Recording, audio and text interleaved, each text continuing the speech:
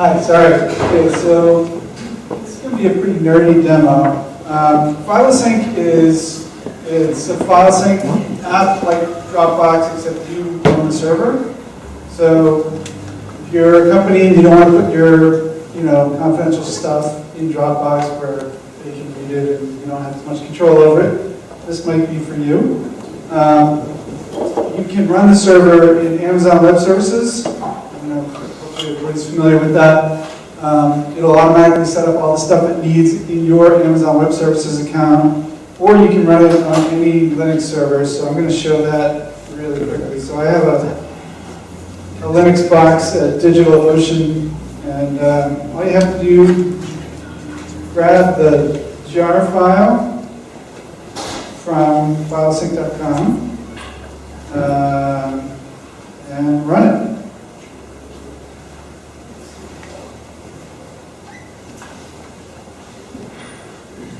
So the first time you run it, it asks you for some stuff like email address and password of your initial account, and a server name, call it @reuse. And that's it. It sends you an email. So I'll get an email over here, and I can click the link in it to connect. And I've installed the Mac app here, so it connects to that server and asks me for that password. And my Mac app is now linked to that server. And I'll, let's see, create a project. Folder full of recipes here, so I'll put that in here, and it imports it as a project. So unlike, say, Dropbox, you can have multiple root level projects with different users on each. So there's just one user here, and I can invite some others if I want. There's a history view, and I can decide not to sync this project to this particular computer. Let's see, and then there's also an iOS app, so my iPad or iPhone can also link to that same thing. So I'll go and check my mail on my iPad, and there's the email. So I'll tap that link. I've already got the app installed.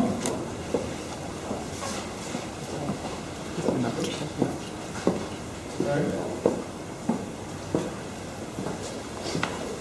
Any questions? One more time.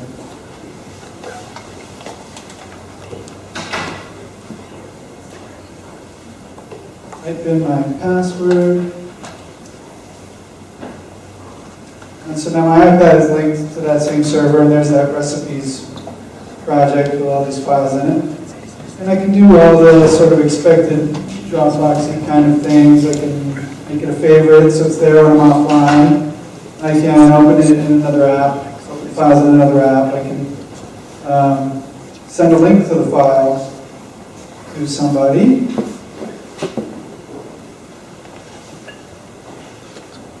So it automatically generates that link and send the email, and then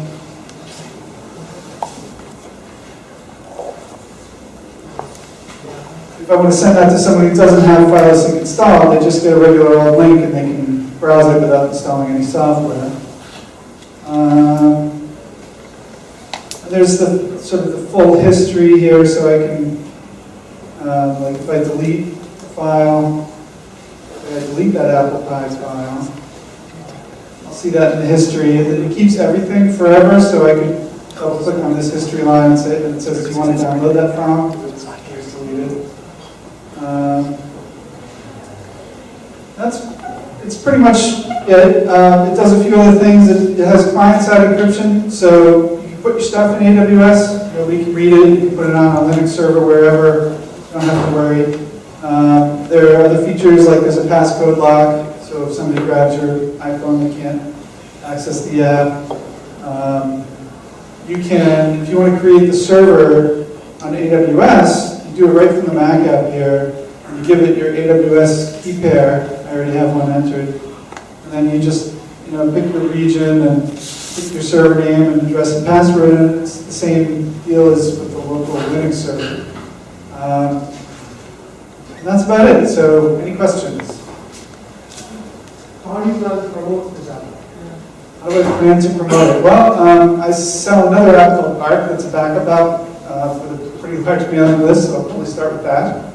And some journalists I know, and try and actually to start pretty small and get the bugs shaken up. Only Mac and iOS? So far, Windows coming, I don't know, as soon as possible. I like the preview on the email. It's really fun.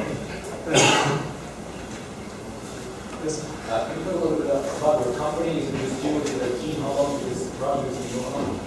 It's me and some contractors. It's been about 2 years. And it's been sort of publicly available for, I think, about a month. Thank you. So you said you have the history forever. I mean, is all Right. that version information on the person's server? Yes, just on the server. And so if I have a server, I already have a place to put files. I'm not a OS guy, so is this just for the average person to get really easy file access to it, so they don't have to be, understand how to PP or all kinds of ways to go into the server? Right. I should be repeating the question. So the question was, if I'm not comfortable with setting up servers or whatever, is this for me? Is that what the main value is of the app, is just to help people get all their files on their servers and kind of the way they're used to using their systems, their iOS systems? Yeah, well, a lot of it, I think one big driver of adoption is mobile access. So if you have a file server, where is it? Is it in your house? Is it on your land in your business? Oh, well, I was thinking of AWS. Oh, you have an AWS account and you put the files there? Yeah. Okay, so, but how would you, this will sync those files to your computer. Yeah, so I'm just trying to, I'm not trying to understand the technology, I'm just saying the value is that, I can get it on my GoDaddy files from any place in the world too, but I have to it's kludgy. Right. It's kind of a lot nicer, is that what you see? Yeah, I hope it's not kludgy, and it's also encrypted, so stuff on the server is not accessible to GoDaddy or Amazon employees or anybody. It's more secure. All right? Yeah, is there file size limitations for your own stuff? No file size limitations. So that's actually a big you pay as you go, so the more AWS storage you use, the more you will pay for it, but there's no limit in the app. Who's your target audience for this? Businesses, generally. But there's a 1 user and a 3 user sort of personal server license not for commercial use. Okay, thank you.